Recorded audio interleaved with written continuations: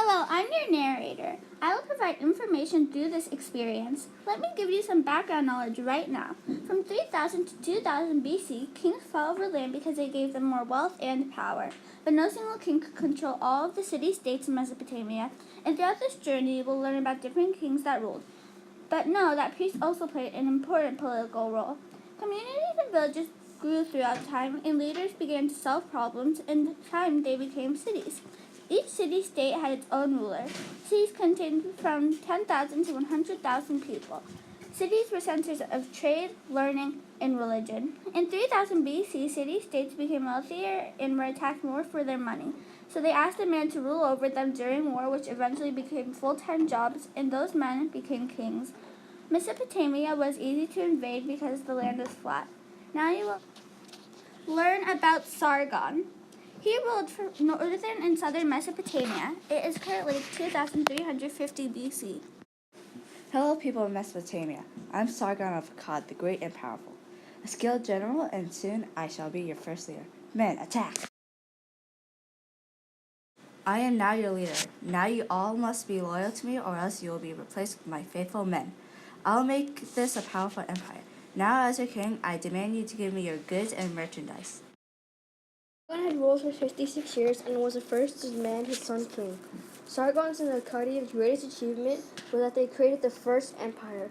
Let's now learn about the sixth ruler, Amorite King Hammurabi. He ruled from 1792 to 1750 BC, who ruled the Babylonian Empire. He created a vast empire. He was the emperor of the Babylonian Empire in the city of Babylon.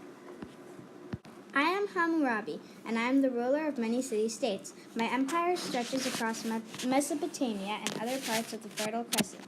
I will use governance to help control the land. I will collect tax money, and I will appoint judges to help keep order. That will watch over agriculture, irrigation, trade, and the construction of buildings. We have a code of law, written rules for people to obey. I sent people to go and collect existing rules, and now have studied the previous codes and have written my own. These 282 rules will be displayed on huge pillars near the temple. My code reads that the government should protect and give justice to the people, and replace belief of revenge into ways to solve problems. These laws should apply to all, and the people should know these laws and be punished for breaking them. The goal of these codes is to bring justice and fair treatment to everyone. It has identified acts of wrongdoing and gives rights to people living in the land, even women and children. There will be different punishments for each social class.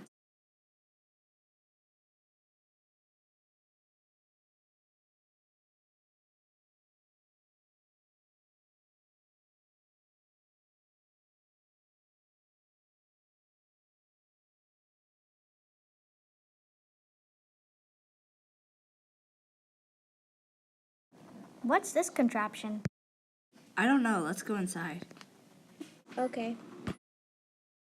They both appear in the 21st century. Oh my gosh, hi. Hello, can you answer some questions for us? Sure. How was the government back then different from the government today, and how was it similar? Back then, there was a king who ruled as much land as he could conquer, and the king ruled over everything in the land that they ruled.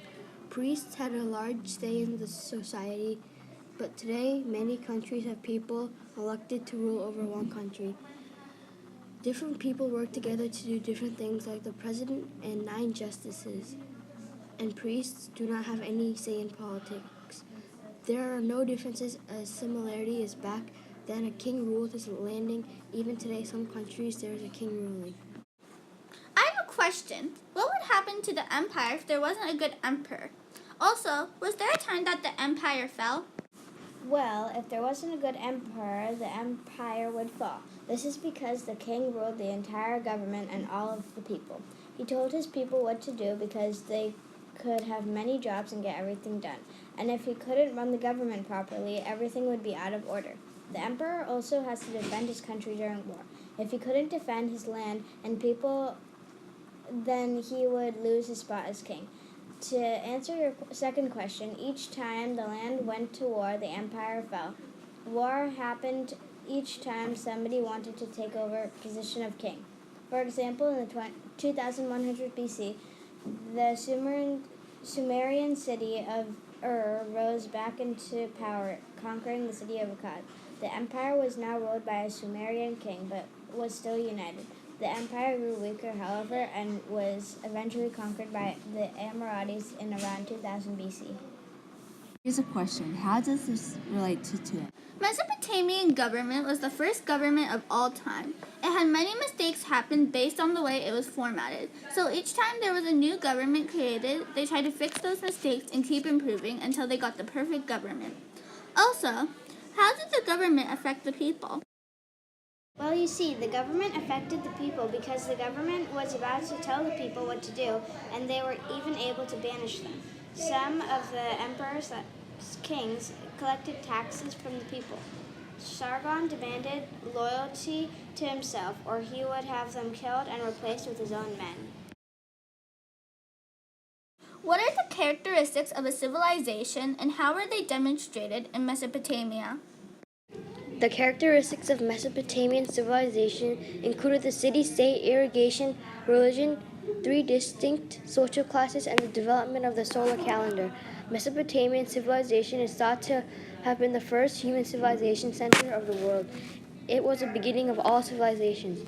Growing numbers of people, the need to maintain the food supply, and the need for defense soon led to the growth of governments. Governments organize and regulate human activity. They also provide for smooth interaction between individuals and groups. In the first civilizations, it ended up being the greatest civilization of all time.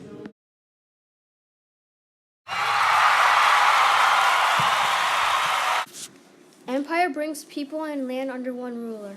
Emperor, person who rules people in certain land. King, highest ranked leader of a group of people. Civilization, advanced form of culture. Sumer, southern Mesopotamia region. City-state, community that had a city and nearby farming.